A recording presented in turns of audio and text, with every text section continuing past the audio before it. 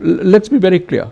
The use of electricity, the use of fossil fuels, whether they be diesel or gas, the use is very, very limited, and consequently, as far as global emissions of CO2 are concerned, Africa hardly accounts for some very, very small percentage of it.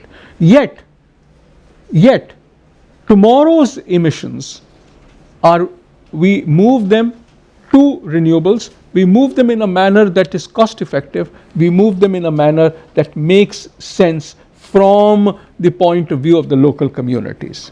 This helps obviously in local development, it helps in achieving the sustainable development goals, which are essentially local goals, whether it is the energy goal of 7 or whether it is the SDG 13. Both of these help in moving us ahead, and therefore they provide the kind of basis for the international support, financial particularly, but also technical, that is needed in moving this ahead.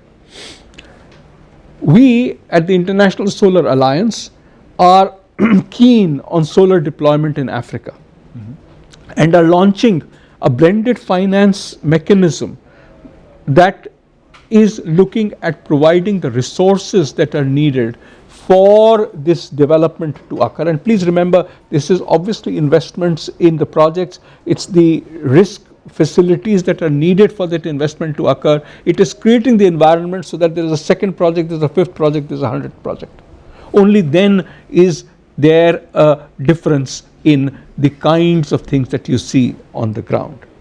I hand it back to Jagjit, the moderator of this session, and look forward.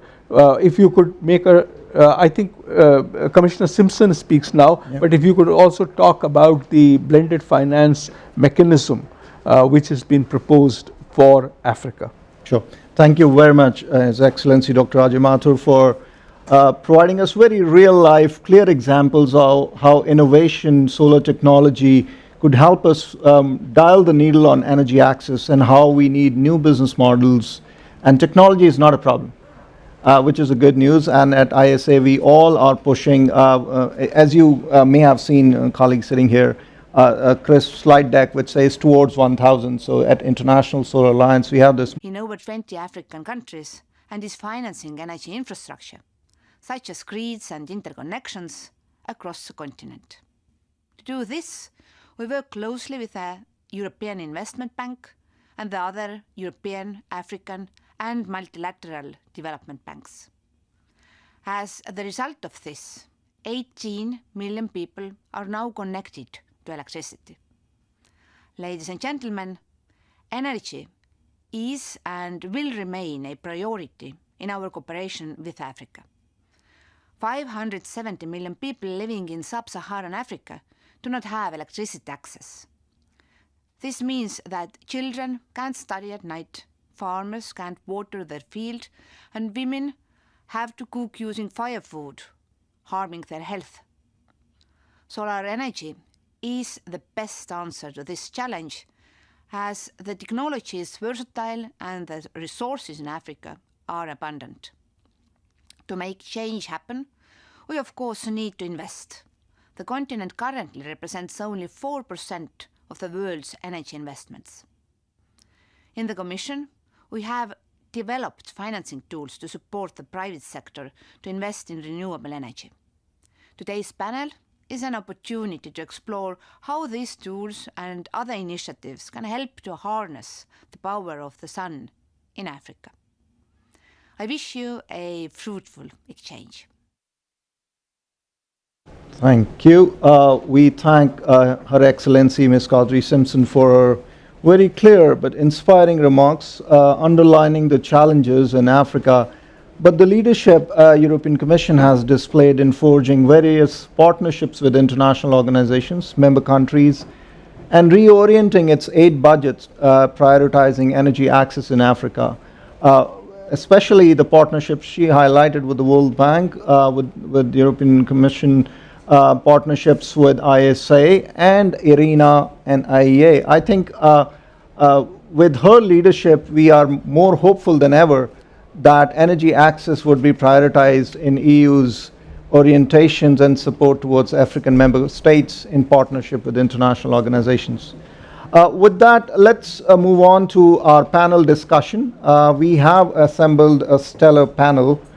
Before I go to the and invite panelists to offer their remarks, let me briefly update you on the kind of work we did with European Investment Bank in terms of analyzing the challenge of energy access in sub-Saharan Africa, how the solar home systems as solar applications and technology solution could come handy in solving this problem, what kind of business models we should be pushing, and is there a new solution in the offing which we called in our ecosystem aggregate purchasing models. We have seen some successes of that, pool procurements in India, and through this study we wanted to test whether these pool procurements could help us serve the underserved markets in Africa struggling with electricity access. So a year ago, ISA working with European Investment Bank and with the support of Dalberg Advisory, and Gaurav is here from Dalberg, we went on a deep dive analytics looking at what's out there in terms of people's experience in dealing with energy access challenge in Africa. We looked at what has worked through the MDB interventions, through DFI interventions, the public policy framework countries have put in, where have been the successes and where have been the misses. Putting it all together, we had typology of various segments of market, and what we focused were the underserved market or non-served market, unserved markets. Because we hope that the markets in solar home systems, and I'll invite our colleague from the private sector to kind of elaborate more on this point, would through the power of market expand the access to these populations in sub-Saharan Africa. But the numbers suggest that even with 10% annual growth rate of these private sector players, we would have about 250 million people, and let me repeat this number, 250 million people in sub-Saharan Africa without access to electricity in 2030. And that's a stark number if you think about 2030.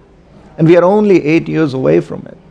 So we started looking at various other options where public sector could work side by side, private sector, with multilateral organizations to explore new funding models, new procurement models, and in that we explored pool procurement methods in 4 countries, in Nigeria, Uganda, Rwanda, and DRC.